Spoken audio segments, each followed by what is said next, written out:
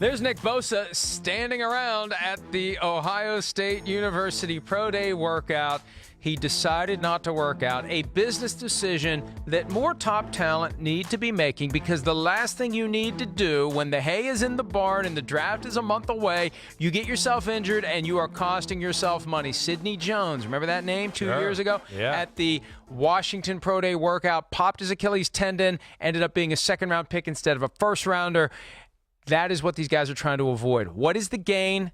What is the risk? Yep. And for Nick Bosa, there isn't much, if any, gain. There's plenty of risk. No, yeah, there is no gain. I mean, I think between what he did at the Combine, which was extremely impressive, and then what he's done on film. And I know he didn't play much football this year because he hurt his groin, and he made a business decision during the season, too, to go, you know what? I'm not going to rush back and, tear my groin again or get re-hurt somewhere else to where I fall out of the top 5 or top 10 because I tried to rush back for week 6 of Big Ten football play, and therefore I ruined the rest of my career and chance to make money. He made a smart decision. I like it. And he is another guy you talk about. We just talked about Quinnen Williams on a TV segment where it's just like it's guaranteed. Anybody you talk to, he's top 3 pick, top 4. There's no way he's getting out of that. That's how impressive he is when you break down the film. So that inspired today's PFT Live Draft, Bam. The most memorable NFL business decisions. And this is broad. This can be anything you want it to be.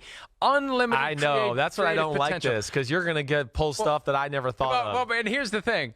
It was about 45 minutes ago you said during a break, so what's the draft today? Yeah. Anytime that happens, it's like, I got this one. He hasn't even thought about it yet, and this one is not an easy one. I got some good ones, though. I do. All right, do we do I guess we got to do the... We're doing rocks, paper, scissors with this idiot All right, again? here we go. Are you Ready? kidding Let's me? do You it. got this down? Rock, Rock, paper, scissors, shoot. You always say rocks. Yes. It's rock. Okay, either Rock. way. You didn't even know what the second word is. I got the first pick either Go ahead. way, Go ahead. so Have fun. You have get out no of idea my what you're going to way. do. I do know. I got some good ones. I need to Nick think of. Bosa not working out at his pro day. Le'Veon Bell. No, okay.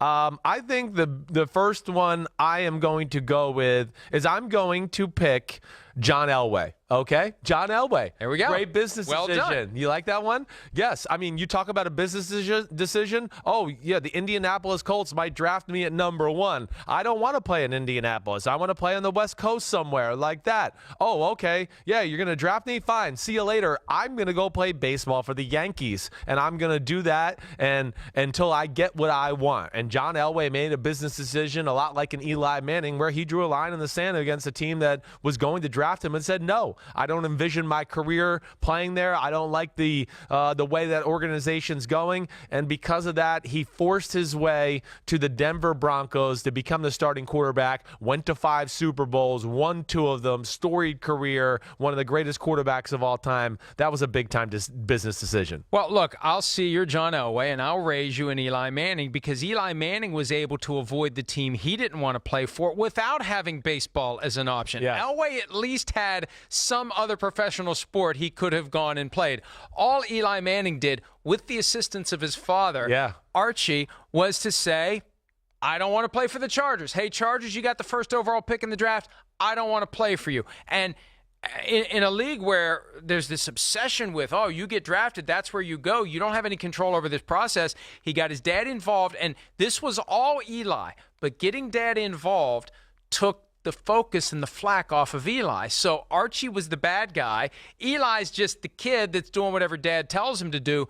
Eli wanted nothing to do with the Chargers. He regarded the organization as dysfunctional. He wanted to play for another team. He wanted to play for the Giants, and it worked out just perfectly 15 years ago next month when Eli Manning ended up making the ultimate power play with no leverage. Yeah, that's what's amazing. He didn't want it, right? No, I don't want it, right. And it worked. Yeah, it did. It worked. And again, I mean, it's hard for a team in that instance to go, wait, all right, so we're going to draft you. We want you to be the face of the franchise and the quarterback, and this guy doesn't want to be here. Yeah, they were stuck in a tough spot, the San Diego Chargers at the time. But think about this. Yeah. We're talking about how Antonio Brown's power play has created this new frontier for play. Yeah. Eli Manning did it 15 years ago, and no one's done it since. Yeah, you're right. You're right. It was a very rare thing. And the Mannings they're extremely intelligent people and smart and understand the business and the angles to play, let alone being phenomenal at football as well. I know I've been on Eli a little bit about his play as of late, but still, Eli's been awesome. He was awesome at college, and that was a big-time move. I'm never going to hate on a guy for making a business decision. I'm going to go down like a similar road here with a similar type of thing. Bo Jackson, okay? Bo Jackson made a big-time business decision. Got drafted by the Tampa Bay Buccaneers, right? 1986. Also found out that the Buccaneers were the owner was one of the reasons that Bo Jackson wasn't able to play baseball his last year at Auburn because, apparently the owner said something that was against NCAA rules or admitted that he had gone out to dinner. I can't remember the exact story, that he had gone out to dinner with Bo Jackson and that caused him his eligibility to be done and he couldn't play baseball. So he said, you know what? I don't like you. The hell with you, Tampa Bay Buccaneers.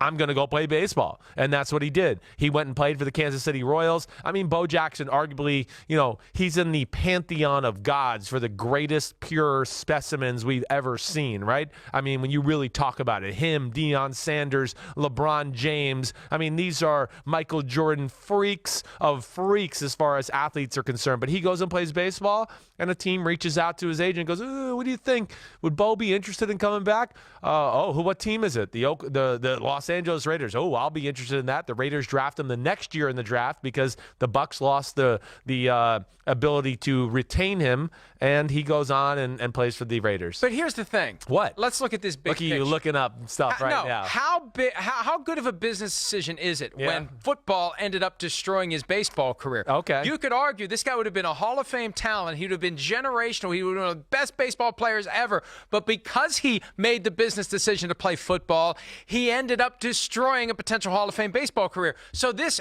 would be one of the worst business decisions ever. Well, I don't know. I disagree. First of all, hey, he could have been a Hall of Fame running back, too. I mean, there's never been And he suffered the injury playing football. Okay, but he might have suffered the injury jumping up a wall to catch a fly ball the next year in baseball. We don't know what would have happened. So how many guys need hip replacements from catching fly balls in baseball? No, not many. You're right. But there's been a lot that have had hip surgery. Alex Rodriguez did because you're twisting on your hip. Either way, I don't care. You're trying to be a jerk and lawyer me out of this by changing the subject. At the time, that was a big-time business decision. And, man, look at these highlights of Bo. And you want to talk about legs and butt? Holy legs and butt. No wonder he could run by everybody. I'm going to give you a different kind of business decision, and I'm going to stay within the Manning family. And the general business decision was Peyton Manning's willingness to take a dive whenever he needed to take a dive in order to live another day. And it used to be a bad thing, right? That was why Jim Everett pushed the table over on Jim Rome, because Everett used to take a dive to avoid getting hit. Right. Peyton Manning made it fashionable. And the ultimate act in the final season of Peyton Manning's career, the divisional playoffs against the Pittsburgh Steelers, not only did he take a dive, he got up and kept going and threw a pass while the Broncos were losing in the fourth quarter. That should not have been allowed. I don't think it is anymore. No, I mean, but that was I'm taking a dive. Play. No one touched me. My guy's open. First down, off goes the drive. That was unbelievable. I mean, that really was. I forgot about that play. That was you're right. Pittsburgh was kind of in control of the game right there, and it kind of swung the pendulum in their direction. Totally forgot about that. I did really? Haven't we been down this road before? Screw that word. Tune into Chris Simms Unbuttoned today. If you enjoyed pendulum, we'll have plenty more. We'll have plenty along more those butchered lines. English words. Okay, so that's not a bad one. I don't know if that's that great of a business decision. I mean, and you went with the same family twice. I mean, you don't even try. Sometimes the guy really didn't make a business decision there. Listen, he did not make a business decision. It's very difficult for you to try to trash it after you spent 45 seconds. Man, that's great. I'd forgotten about that. Oh, that's really something. Oh, that's not a very good business decision. Well, it was a great play. It has nothing to do with business. He made that's a where business I'm going decision. about. Okay. Go ahead. All right, now let's go back to business here and let me win this draft because I've been dominating you in these drafts lately. Listen, the big cat approach is not going to work for you. It works for him. It's not working for you. No, I mean, yesterday's college draft was domination. Okay, Emmitt Smith, 1993. That was one of the best business decisions I can ever remember as a young man or growing up, and just going, whoa, arguably, he's definitely one of the two best running backs in football. It was Emmitt Smith and Barry Sanders at the time. The Dallas Cowboys had just won the Super Bowl in 1992. We know the run game and that big offensive line were so important to what they do. And he said, I'm not coming back. He sat out all at training camp, and Dallas called his bluff, and, we're talented enough. It doesn't matter. We'll get away with it. Oh, well, the big bad Cowboys started out 0-2, and 0-2 meant cha-ching for Emmitt Smith, where Jerry Jones gave him the money he wanted. And, of course, Emmitt Smith, the Cowboys went on to be the #1 seed in the NFC and win the MVP in the Super Bowl in the Georgia Dome in that Super Bowl against the Buffalo Bills in the rematch. Yeah, and the only reason you even thought of that is we talked about it earlier this week, because we've been advocating that Ezekiel Elliott should do now what Emmitt Smith did in 1993. Yeah. Otherwise, you wouldn't have even thought of it. Well, so you're going to give me credit for thinking of something, but yet just make me seem like an idiot because I wouldn't have thought about it? You never would have thought of it if we hadn't talked about that it was all one of the biggest holdouts of my lifetime as far as NFL is concerned. All right, this one is before your lifetime, and actually it's so old it's before mine. And what? We've been critical of the New York Giants this week for the way they handled the Odell Beckham Jr. situation, the way Dave Gettleman handled his press conference, the I don't have to tell you anything attitude. Are you going to go like the Giants sneaker game here? No, what are you doing I'm going with the decision by the National Football League and its teams, once they realized the money that could be earned from televising their games. Mm-hmm. The New York Giants could have said, hey, we want to go do our own TV deal. We want to keep all the money. We're the big market team. Nobody cares about Cleveland or Baltimore or this team. They care about New York. Right. So we keep our ticket receipts. We're keeping our TV money. But when the NFL decided in the 60s to share revenue, that is the thing that unlocked what we have now, because the league was never dominated by one or two rich teams. They made sure that everybody had money. They made sure everybody had revenue. And then that would later become salary cap and free agency. And even though the Patriots have cracked the code and have destroyed any semblance of parity, the system that's in place where every franchise is profitable and every franchise has billions, even if no one shows up for their games, because of the revenue sharing that happens at the TV level. And the Giants were the ones who were giving up the most when this all happened. Right. It was a selfless act by the New York Giants. Yes. That was the best business decision the NFL has ever made. That's the best business decision that's ever been made in connection with football, because it's contributed to what we've had for really 50 years, where the idea is anybody in theory can win because the money is being divided relatively equally by the team. Okay, I mean, you're going to the stretch here. You're giving them credit for the salary decision. cap and free agency 30 years before it happened. But that was the one business decision that went to the way the NFL is constructed that made it easier for these other teams to be relevant. It hasn't been like baseball. Quote Jim Carrey, I've had better, okay? I've had better, all right? I've seen better picks by you. No, you're just... Stats, Stats is saying they're boring. No, he's not. Yeah. Stats isn't saying anything. He said boring about your pick. Stats, tell him I won the draft, right? Stats didn't win anything. Yep. You didn't win anything. I'm dominating all right, this week. Some other ones that I considered but didn't make it. The Kirk Cousins business, of course, paving the way for franchise tag players to get out of town.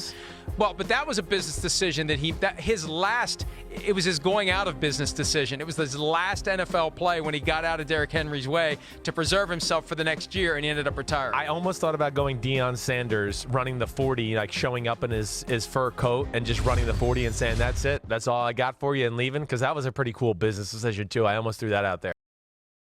Hi, I'm Mike Tirico, and thanks for watching. Make sure to hit subscribe for the latest news and highlights from NBC Sports.